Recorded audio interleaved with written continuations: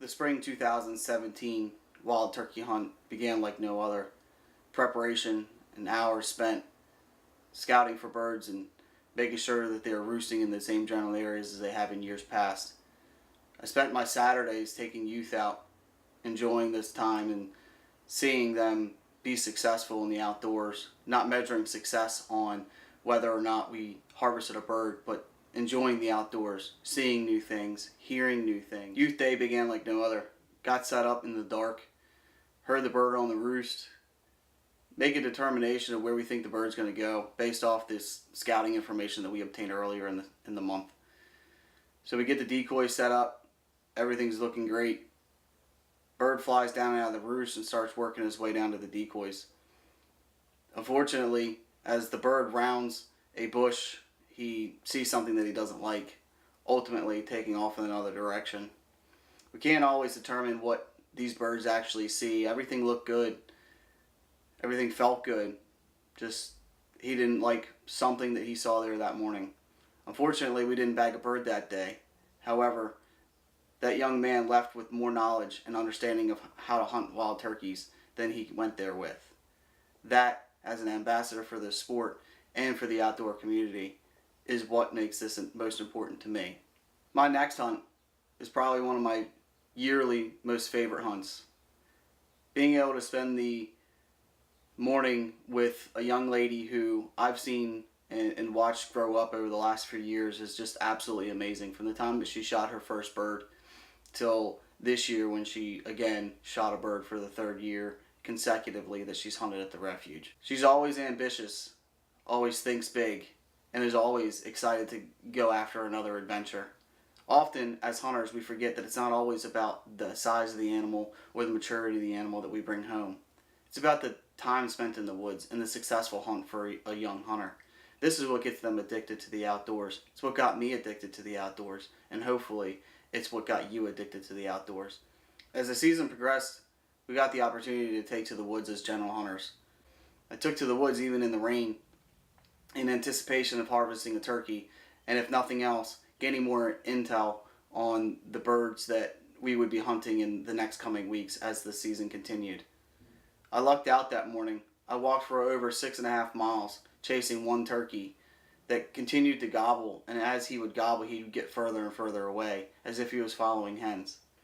Giving up on that bird, I make a very large loop, doing about a 3-mile walk to get onto the edge of this field. Get the decoy set up and decide just to take a break against a tree. Get the camera sat down, gear all sat next to me, and as I'm sitting there, 3 or 4 minutes goes by and a bird gobbles in the road, unprovoked. Sometimes it happens like that. I made a couple calls and that bird came right down the road. Sadly, it took me 3 shots to actually harvest that bird.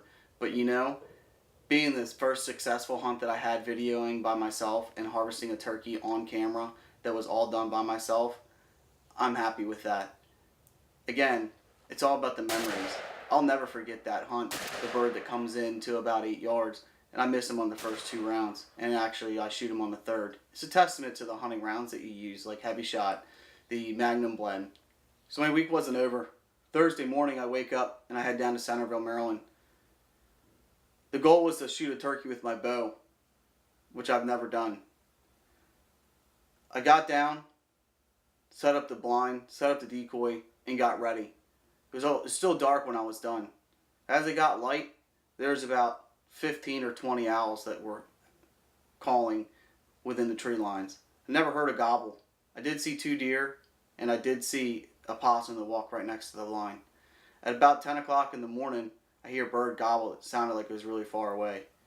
So I got up to Gray Ghost Slate, and I hit the call, real soft. I got an immediate response from that same bird. The bird worked his way all the way to the blind, coming within 4 yards, strutting, spitting the whole way.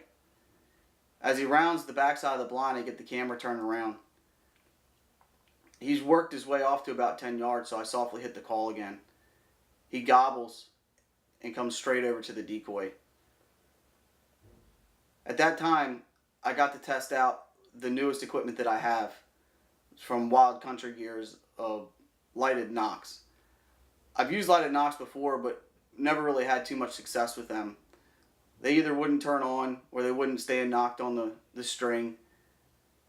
These knocks, I've tested them, I've used them, and I trusted them when it was time to make that shot.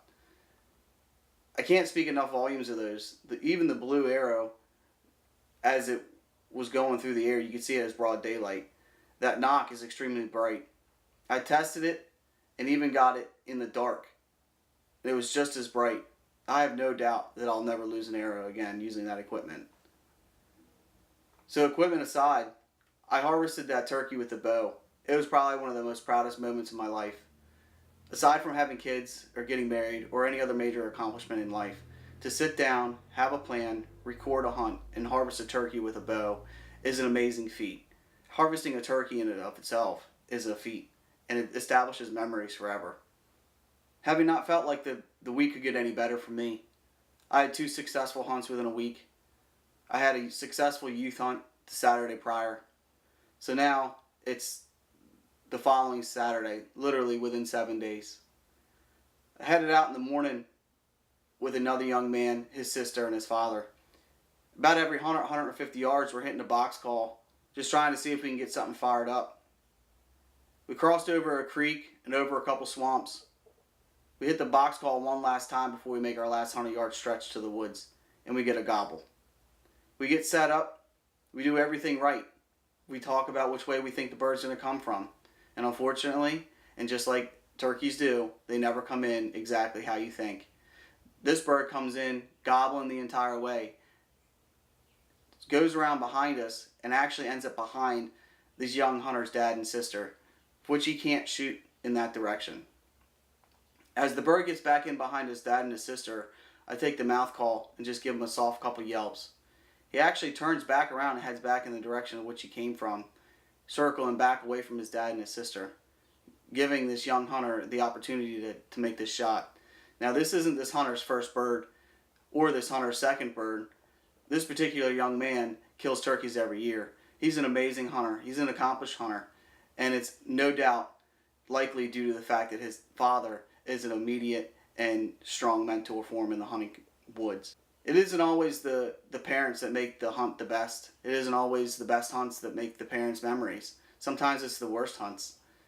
For this particular family, every hunt is a memory. And I know that they'll remember these hunts forever. I was happy to be a part of this hunt. The young man was able to harvest this turkey. It wasn't his biggest turkey. It was actually a 2-year-old bird. But for him, it didn't matter. It was another successful hunt. And for me, it didn't matter. He went home as well with a bird in the bag. And that's 4 birds in a week. So we pushed through, constantly battling weather, rain, wind, and every other Mother Nature event that you could possibly come up with. It seemed like we weren't going to be able to get on the birds. Birds weren't gobbling on the roost. They weren't gobbling on the ground. We never gave up though. I took out a couple different hunters, saw hens. Actually was able to walk up on a hen sitting on a nest. I've never seen that. That was success for me. I got to see something I'd never seen before. My hunter got to see something he had never seen before. And we were one with nature that day. So as the season went on, we began to come up with plans and ways to hunt these birds that haven't been hunted before. Me and the other hunters and the other volunteers that take these hunters out on Saturdays and Mondays gave it our all. We pushed through. We would harvest a bird now and again. And we would establish memories and friendships for a lifetime. It got all the way down to the last day where I got the opportunity to take out the same family that I had done a couple weeks prior, where the young man shot the bird that was originally behind his dad and his sister. Except for this time, it was his sister's hunt. As our luck would have it, we didn't hear a single gobble all morning. We tried everything, crow calls, owl calls, yelps, cutting, everything. We never got a response. So we're going to work our way out to a field as it appeared that rain was going to actually move its way through. As we're walking out to the edge of the field, I look out and you can see a tom strutting out in the field. So we stopped. We came up with a plan, which ultimately didn't work. So we redevised a plan as the turkeys moved off, and we were able to actually walk the tree line down the field edge and get within 75 yards of the birds. We had noticed that this tom was with 2 jakes and 5 or 6 hens.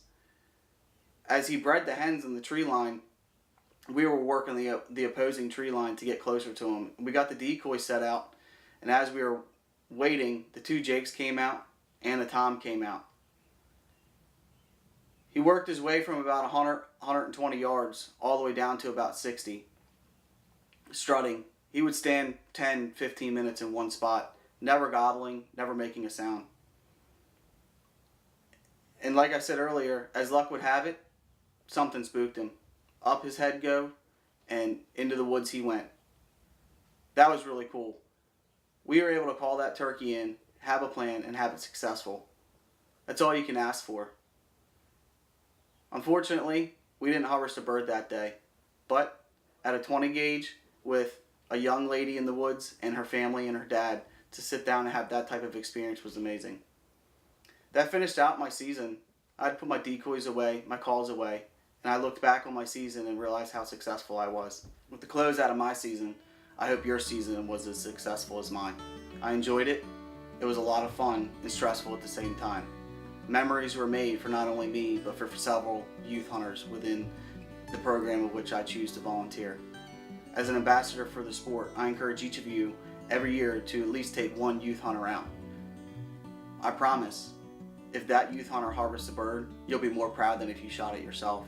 I've enjoyed it. I've done it for 4 or 5 years now, and I wouldn't change it for the world. Good luck, and I hope to see you guys in the fall.